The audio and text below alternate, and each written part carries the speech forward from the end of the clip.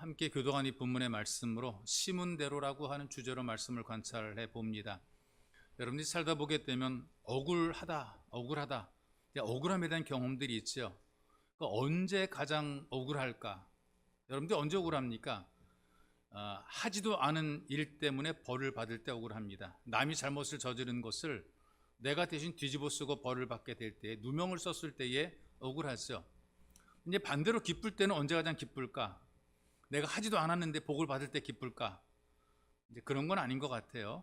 내가 한 일에 대해서 굉장히 좋은 열매가 있을 때, 내가 열심히 애쓰고 수고한 것에 대한 어떤 대가가 주어지게 됐을 때 이제 기쁘단 말이죠. 그래서 하지 않은 일로 인해서 복 받기를 바라는 사람보다 열심히 일하고 좋은 결과를 기다리는 사람이 사실은 더 행복합니다. 왜냐하면 사람들이 이 땅에 태어날 때에 나름대로 사명을 가지고 태어나거든요. 그냥 우리가 굴러가는 돌처럼 살아가는 것이 아니라 하나님께서 우리를 이 땅에 보내셨을 때에 할 일을 주어서 보내신 겁니다. 살아라 라고 말씀하셨을 때에는 내가 살아가야 될 이유가 있는 거예요. 내가 살아야 될 목적이 있는 거예요. 그냥 막 사는 것이 아니라 내가 사는 목적과 내가 살 이유를 가지고 산단 말이죠. 그래서 이 땅에서 우리가 살만 나는 것은 어떤 것이냐면 내가 열심히 살아 심은 대로 거두는 체험을 하게 될 때에 우리가 굉장히 기쁜 것입니다. 그래서 하나님께서는 심은 것을 그대로 거두게 만들어 주시는 분이시죠. 이걸 우리가 우리의 삶 속에서 경험하시는 분들이 종종 있기도 하고 이런 일들을 통해서 사람들에게 감동을 주기도 합니다. 여러분 영상 하나 여러분 보시기 원합니다. 영상 하나. 남자가 식당에 들어가 주인에게 말을 겁니다. What's the cheapest thing you have on the menu? Nice. I have like 10 or 12 bucks on my card. You say you have $10? That's right. 여자는 그의 사정을 듣고는 음식을 무료로 주겠다고 말합니다. 그녀는 어려운 사람들이 자신의 가게로 오면 음식을 무료로 나눠준다 말하며 모두가 각자 어려움을 겪고 있다는 걸 이해한다 말합니다. You own this business by yourself? Right now, I took out for things. Why? Because I have bills. 남자는 월세를 내지 못해 가게를 내놓은 상황에서도 어려운 이웃에게 음식을 무료로 나눠준 그녀를 도와주려고 합니다. $1,000. Yes. 그가 $1,000를 꺼내자 너무나도 놀란 그녀는 감동에 눈물을 흘리고 맙니다. I think about some days that I just want to end it all. Paper. I didn't do it for you to give me money for you. 하지만 남자의 선물은 이게 끝이 아니었는데요. 다음날 그는 그녀의 가게를 다시 찾아옵니다. 이어서 남자는 그녀의 가게 천장과 주방을 고쳐주겠다 말하며 건축회사 사장인 친구를 데려와 소개합니다. I want to help you. Zach told me about your kitchen. I needed your hand. You should have a beautiful kitchen to cook in for sure. Can I give you a hug? You deserve it. 기적 같은 현실의 눈물을 흘리는 그녀에게 남자는 또 다른 선물을 예고합니다. Can I give you one more gift? Baby, you've done so much for me. You don't know. 남자는 그녀의 눈에 안대를 씌운 후 그녀의 손을 잡고 밖으로 안내합니다. 어느 한 곳에 도착하자 남자는 셋을 세고 그녀가 안대를 벗자 남자는 그녀에게 차키를 건넵니다. What's this? 차키를 확인한 그녀는 이내 주저앉고 그의 손을 잡으며 연신 감사함을 표현합니다.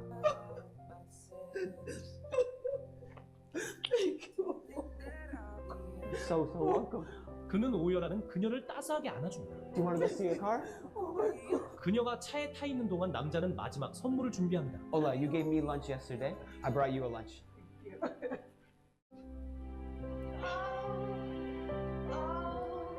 That's $50,000 cash. Oh my God. 그녀는 꿈만 같은 현실의 남자를 안으며 감사함을 표현합니다. I love you. Hallelujah. 가게를 내놓는 어려운 상황에서도 어려운 이웃들에게 무료로 음식을 나눠준 그녀에게 좋아요를 눌러 따뜻한 응원을 보내주세요. 한 남자가 식당에 들어 요게 이제 그 유튜브 쇼츠라는 영상이거든요. 근데 이제 감사한 건 그때 할렐루야 이제 그런 것을 보게 되면 신앙인인 것 같아요. 폐업의 위기에서 친절을 심었더니 열매를 거두게 됩니다. 작은 선행을 심었는데 엄청난 보상을 받게 되죠. 누구나 다 그런 것은 아니고요. 어떤 뭔가를 기대하고 이렇게 행하는 것은 그 대가가 없습니다. 그러니까 순수한 의도로 정말 사랑의 마음으로 친절을 베풀 때에 거기에 오는 열매가 있다는 얘기죠. 여러분 우리 주변에 큰 사람들이 있습니다. 이 큰 사람들은 섬기는 사람들입니다. 뭔가 섬기려고 그러고 도와주려는 사람들이 있죠. 그래서 이런 사람들 하나님께서 사용하시고 은혜를 베풀어 주십니다. 내가 누군가를 높이게 되면 하나님께서 우리를 높여주시고 하늘의 면류관을 우리에게 베풀어 주는 거죠. 그래서 여러분, 우리가 성경을 통해 쭉 관찰해 보게 되면 인생이라고 하는 것, 우리가 살아간다고 하는 것이 꼭 농사를 지는 거랑 거의 비슷한 것 같아요. 오늘의 내 모습, 지금 여러분들의 모습은 어제까지 내가 심고 농사한 결과가 지금 오늘의 여러분들의 모습이거든요. 내일의 모습은 어떤가? 오늘 내가 무엇을 심고 어떻게 농사를 짓는가에 따라서 내일의 모습이 이제 만들어지게 돼 있습니다. 일제시대 때에 평안북도 정주에 백영순이라는 집사님이 계셨거든요. 섬기는 교회가 굉장히 뭐 일제시대니까 뭐 어렵겠죠.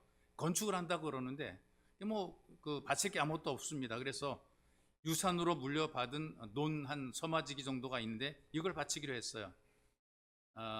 그리고 일할 곳이 없습니다. 농사 짓는 사람이 헌금하고 나니까 제가 일할 데가 없으니까요. 교회에서 사찰로 봉사합니다. 그러니까 선교사가 일할 곳이 없다고 하는 것을 알고 불러가지고 교회에서 일하게 시켰고 교회 일을 통해서 이제 먹고 살게는 만들어 주었습니다. 이 소문이 선교사를 통해서 미국에 들어가게 되고 미국의 맥킨타이어 선교사가 참 귀한 일이다 생각해서 아들의 학비를 대면서 유학을 시켜 공부를 시켜 주었어요.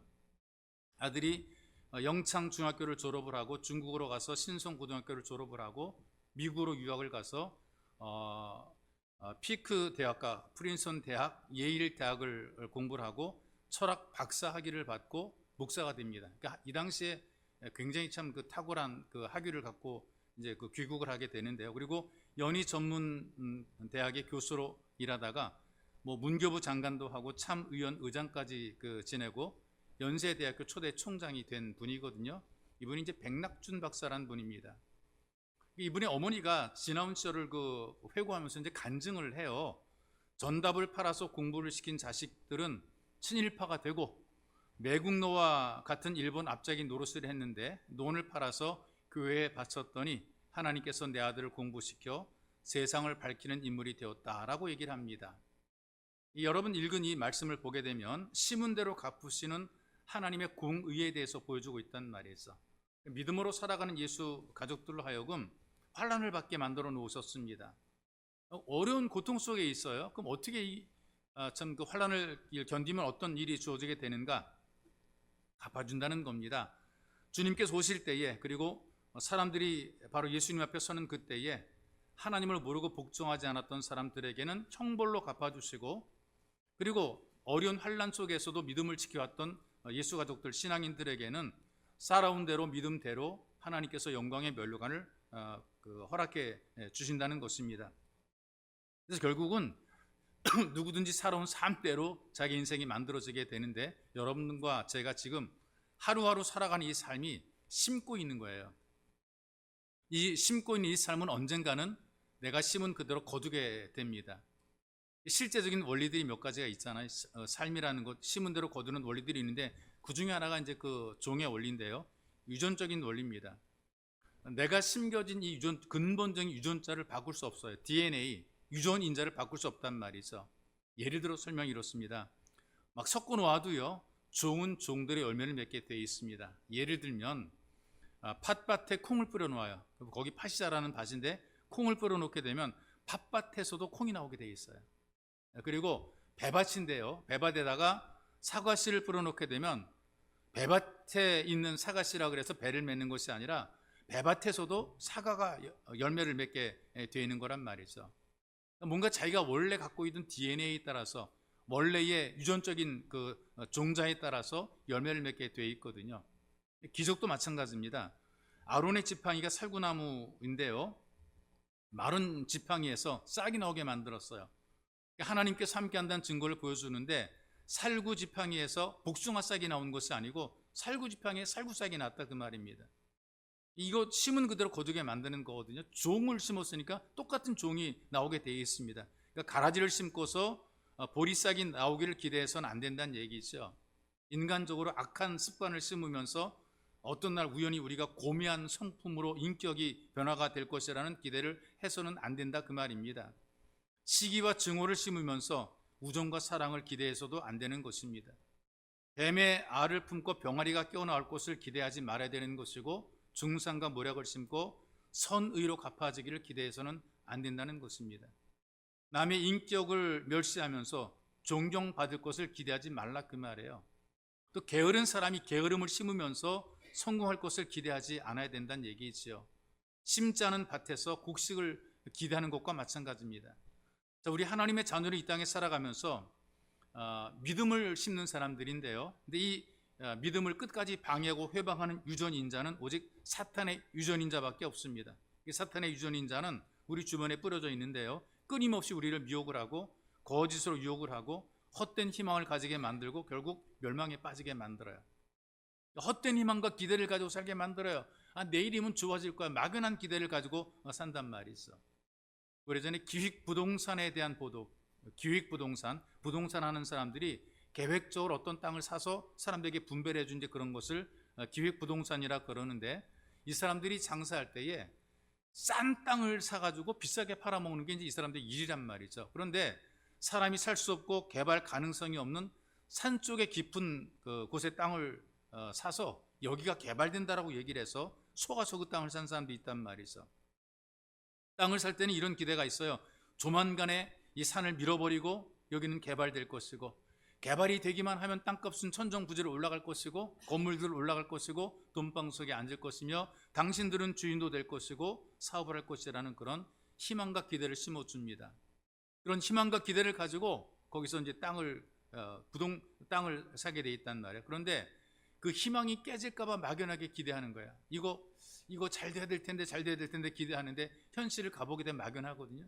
누가 그 산속에 개발을 하겠어요? 교통도 불편한데. 근데 언젠가는 개발되리라고 하는 그 막연한 기대감을 가지고 있단 말이죠. 정신과 의사들이 이렇게 얘기를 해요. 희망이라고 하는 것은 마음의 진통제다. 뻔한 현실인데, 이거 도저히 불가능한 현실인데 막연한 희망으로 고통을 견딘다는 겁니다. 그런데 결과는 불행하게 끝난다. 이게 바로 예수 믿는 사람들이 갖고 있는 희망과 불신자들이 갖고 있는 희망의 차이라는 것이 있어. DNA가 다르다는 얘기입니다. 불신자들의 희망은 100년만 보고 살아가. 100년. 눈에 보이는 현실만 보고 살아갑니다. 그러니까 사탄의 미혹에 빠진 거죠. 근데 우리 예수 가족들은 당장의 100년을 보는 것이 아니라 영원한 하나님의 나라를 보고 살아갑니다. 우리 DNA가 그런 DNA입니다. 우리가 유전인자를, 그런 유전자를 받은 거죠. 하나님의 자녀의 유전인자를 받았기 때문에 우리는 하나님 앞에 선다라고 하는 영원한 기대감이 있어요. 그래서 이 땅을 살아갈 때에 그건 너무나 눈에 보이는 것 때문에 좌우되지 않고 이걸 극복해낼 수 있는 힘이 생기고 희망이 있는 거란 말이죠. 그렇다면 여러분들이 가장 먼저 확실하게 가지고 있어야 될 것이 어떤 것이냐면은, 나는 하나님의 자녀라고 하는 이 유전인자에 대해서 확신하고 살아가야 되는 거예요. 나는 하나님의 자녀야. 때려 죽어도 하나님의 자녀야. 아무리 어떤 일이 만들어져도 나는 하나님의 자녀야 라고 하는 이 믿음을 가지고 우리가 살게 되면 거기에 따른 결과가 좋아지게 되는, 심은 그대로, 내가 믿음으로 살아온 그대로 하나님께서 나를 받아주신다는 얘기입니다. 그 다음에 또 한 가지 분량의 원리가 있는데요. 이건 어떤 거냐, 많이 심게 되면 많이 거두게 되고, 적게 심게 되면 또 적게 거두게 된다는 말이죠. 그러니까 사람마다 준 만큼 받게 되어 있습니다. 환난을 준 사람은 환난을 받게 되어 있고요, 환난 중에서 믿음으로 살아간 사람들에게는 영광을 누리게 되어 있습니다. 성경이 말씀하거든요. 죽도록 충성하라. 그리하면 생명의 면류관을 내게 주리라. 기억하는 거예요. 하나님께서 믿음으로 살았기 때문에 그렇습니다. 오늘날도 마찬가지거든요. 믿음으로 살아간 사람들의 이름이 지금도 기억이 되고 있고 성도들의 가슴 속에 살아 있단 말이죠. 이 심은 대로 많이 심게 되면 많이 거두고 적게 심게 되면 적게 거둔다는 것. 제가 오전에 톨스토이 말씀을 들었는데, 믿음의 그 작가입니다. 그러니까 불신앙에 있다가 예수 믿고 나서 글을 쓰는 것들이 굉장히 신앙적인 글을 썼다라고 얘기를 들었는데, 거기에 또 짧은 단편이 있습니다. 한 농가에서 거지가 구걸을 해요. 근데 농부의 밭에는 토마토, 오이, 가지, 채소들, 또 열매들이 꽤 많이 있습니다. 근데 이 농부는 욕심이 많았습니다.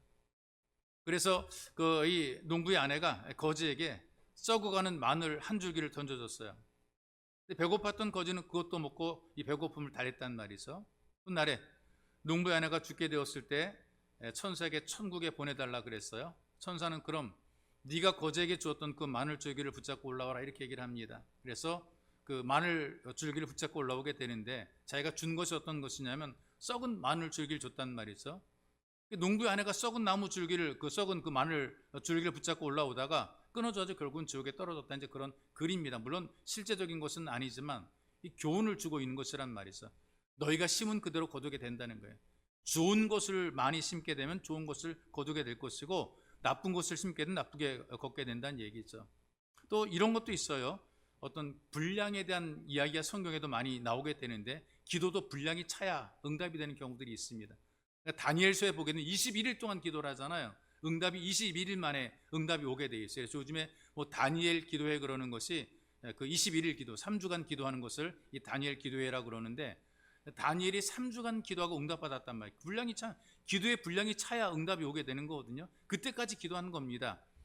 믿음도 분량이 있다 그랬어요. 그래서 예수님께서 믿음이 크다, 적다 이런 표현을 썼단 말이죠.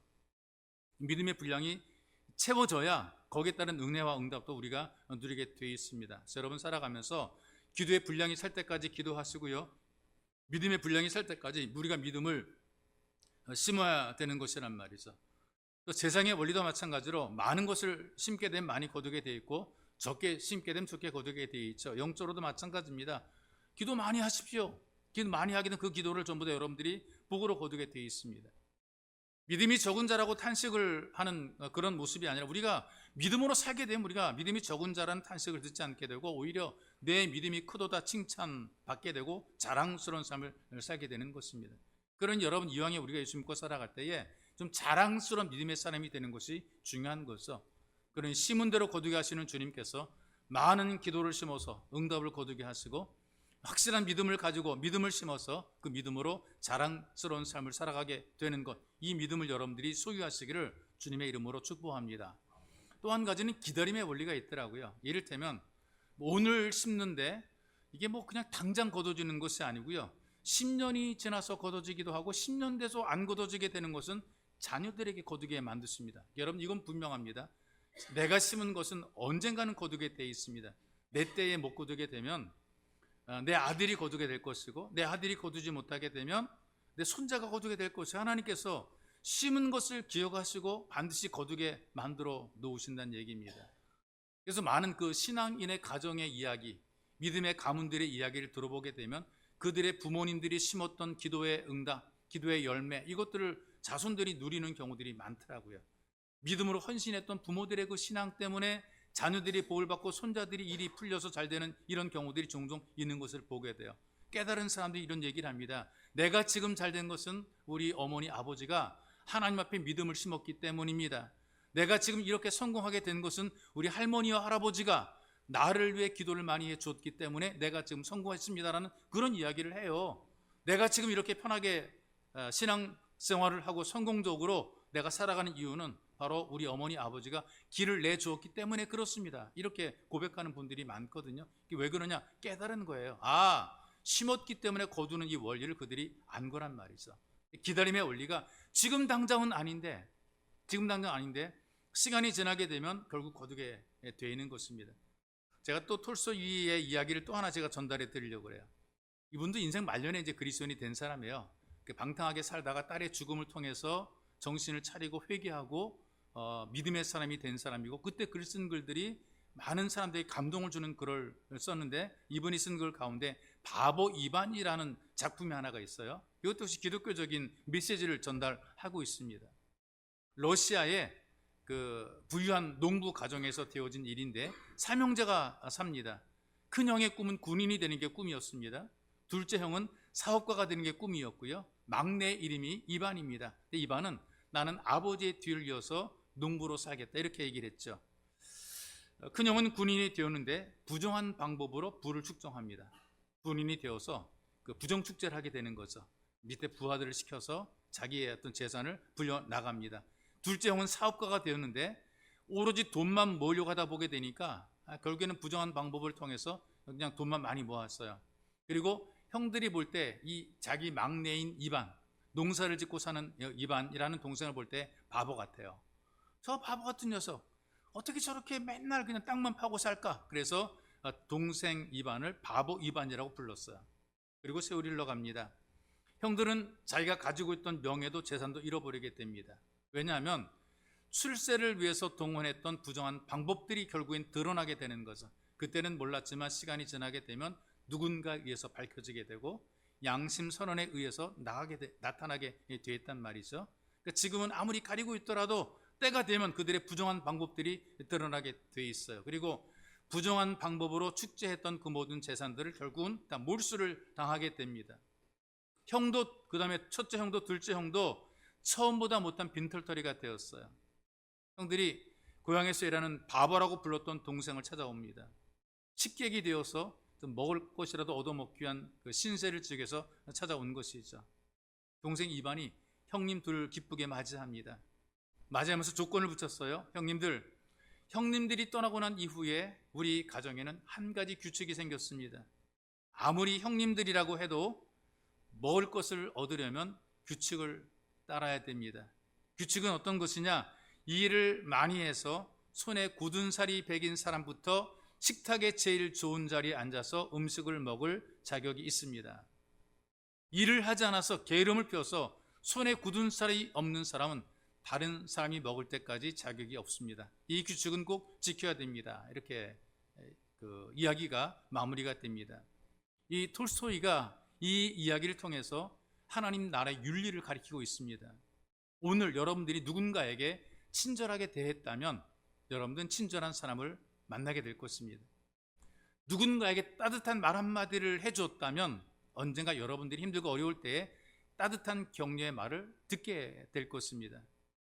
그런데 오늘 누군가 여러분들이 남을 속였다면 나도 누군가에게 속게 되는 일을 만나게 될 것입니다. 누군가를 증오했다면 나도 그 누군가로부터 미움을 받게 될 것입니다.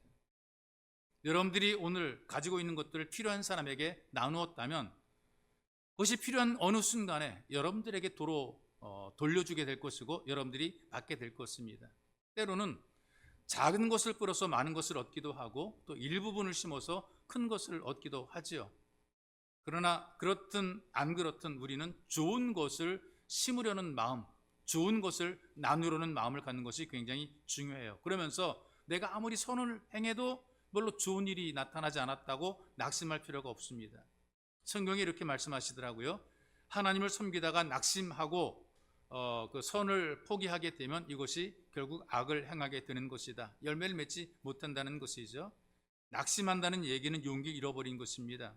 피곤한 것은 포기해버리는 것이란 말이죠. 여러분, 우리가 아무리 착하게 살고 믿음을 지켜도 뭐 되는 게 아무것도 없는 그런 느낌 받을 때가 있거든요.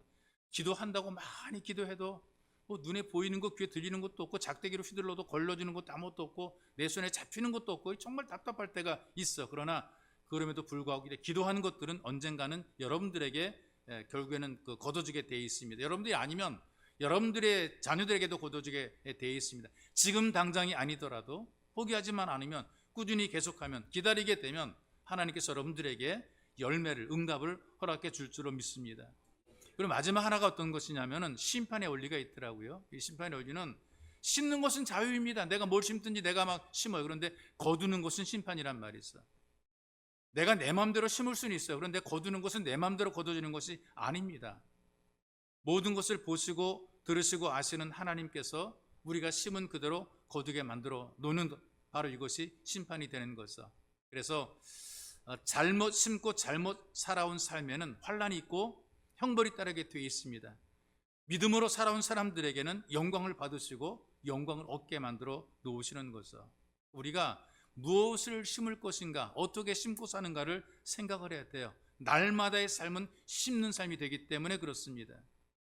나무를 잘라서 생계를 유지하는 나무꾼들이 있습니다. 그 무리들을 지어가지고 산속에 들어가서 나무를 한 짐씩 해다가 내려오게 되는데요. 무겁습니다. 그 나무를 지고 내려오는 것 자체가 중노동이죠.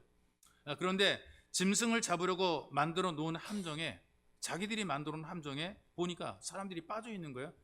짐승 잡으려고 만든 그런 함정인데 사람이 빠졌습니다. 근데 자세히 들여다보게 되니까 이미 몇 사람은 죽고 그 중에 한 사람만 깊은 상처를 입고 있는 것을 발견하게 됐어요. 내려가다가 자기들이 판 그 함정이기 때문에, 그 웅덩이기 때문에 그 나무꾼이 동료들에게 권합니다. 지금 죽은 사람은 할 수 없지만 저 죽어가는 사람을 우리가 그냥 보고 있지 말고 구하자 그랬어요. 구하자. 근데 무거운 등짐을 지고 내려가는 나무꾼들이 야, 우리도 힘들고 해지기 전에 빨리 내려가야 된다. 이거 짐승 잡으려고 잡아놓은 건데 짐승이 나타나 우리를 해칠 수 있다. 그리고 구한다고 한들 저 사람이 살아난다는 보장도 없지 않느냐? 이거 어떻게 데려가냐? 누가 데려갈 거냐? 무거운 나무 등짐을 지고 저 사람은 누가 데려갈 거냐? 이런저런 이유를 들어서 그 사고 현장을 다 떠나는 거예요. 근데 구하고자 했던 그 나무꾼은 아무리 가려고 발걸음을 돌려 내려가다 생각해봐도 아직 죽지 않은 그 사람을 그대로 버려두고 올 수가 없는 거예요. 어떻게든지 살려가야 된다 생각했기 때문에 자기 나무 등짐을 포기하고 오히려 주구하는 그 사람을 구했습니다. 그리고 그렇게 구해준 사람이 어느 날 굉장히 많은 군사를 데리고 등장을 했습니다. 아주 뻑적지근한 선물들을 싣고 자기를 구해준 나무꾼을 찾아온 것이죠. 누구냐 하면 이 사람이 그 왕의 뒤를 이을 왕세자입니다. 신하들과 자기 부하들과 더불어서 사냥을 나왔다가 그만 함정에 빠졌던 거죠. 다른 부하들은 죽고 자기만 부상을 입었었는데 자기가 이 나무꾼에 의해서 살게 된 겁니다. 그래서 이 왕자가 나무꾼에게 상을 내리고 충성됨을 귀하게 여겨서 궁으로 데려갔다는 이야기죠. 그러나 버리고 왔던 사람들에게는 괘씸한 인간들이라고 벌을 내렸다는 것입니다. 이런 이야기들이 결국 어떤 것을 알려주는가? 심은 대로 상 받을 사람은 상을 받고 벌 받을 사람은 벌을 받게 된다는 얘기입니다. 심는 것은 자유예요. 여러분들이 마음껏 살아갈 수 있지만 그러나 거두는 것은 심판입니다. 불신앙으로 살든지 믿음으로 살든지 자유입니다. 마음대로 살아도 괜찮지만 거두는 것은 형벌 아니면 영광입니다. 네, 바로 하나님께서는 심는 것만큼 거두는 법을 가르쳐 주었어요. 사람들이 심지도 않고 거둘 수 있는 법을 훨씬 더 좋아하죠. 내가 안 심고 거두는 걸 원합니다. 적게 심고 많이 거두는 방법을 알고 싶어 하죠. 이걸 우리는 사기라 얘기를 합니다. 도박이라 얘기를 한다는 말이죠. 심지 않고 거둘 수 있기를 바라는 것은 허황된 욕심, 오전에 말씀드린 탐욕입니다. 하나님의 원리를 거스르는 것이죠. 그러니까 적게 심고 많이 거둘 수 있기를 바라는 것이 탐욕이고 이것이 바로 우상숭배란 말이에요. 심은 자만이 거둘 수 있고 심은 것만 거둘 수 있고 이게 하나님의 법칙인데 이걸 깨닫게 되면 하나님께서 우리에게 복을 주십니다. 그래서 여러분 이왕의 풍성한 미래를 기대하고 좋은 것을 거두고 싶거들랑 믿음으로 복종하는 삶을 심어야 됩니다. 심는 은혜와 거둠의 복이 있기를 주님의 이름으로 축복합니다. 살아계신 하나님 주께서 우리에게 은총을 베풀어 주시고 믿음으로 살게 하신 것 고맙습니다. 우리를 부르셔서 믿음의 길에 들어서게 하시며 이 믿음으로 살게 만들어 놓으셨습니다. 이제 우리는 평생을 심으면서 살아가는데 무엇을 심을 것인가 깊이 생각하게 도와주시고 심은 것을 거둔다는 말씀을 기억하며 하나님 앞에 믿음을, 기도를 심게 도와주옵소서. 선행을, 의를 심을 수 있도록 도와주옵소서. 친절과 사랑을 심을 수 있도록 도와주옵소서. 위로와 격려를 심게 만들어 주옵소서. 열심히 인생을 살아가면서 좋은 것을 심음으로 하나님을 영원롭게 하고 영광을 누리는 복 있는 예배자가 되도록 주께서 은혜를 베풀어 주시고 영원한 소망이 우리에게 있도록 주님 우리 마음과 생각에 감동을 주옵소서. 눈에 보이는 것에 매어 살지 말게 도와주시고 우리를 바라보시는 하나님을 같이 바라보며 살아가는 믿음의 사람들이 되도록 은혜를 덧입혀 주옵소서. 보배로우신 예수님의 이름으로 기도하옵나이다. 아멘.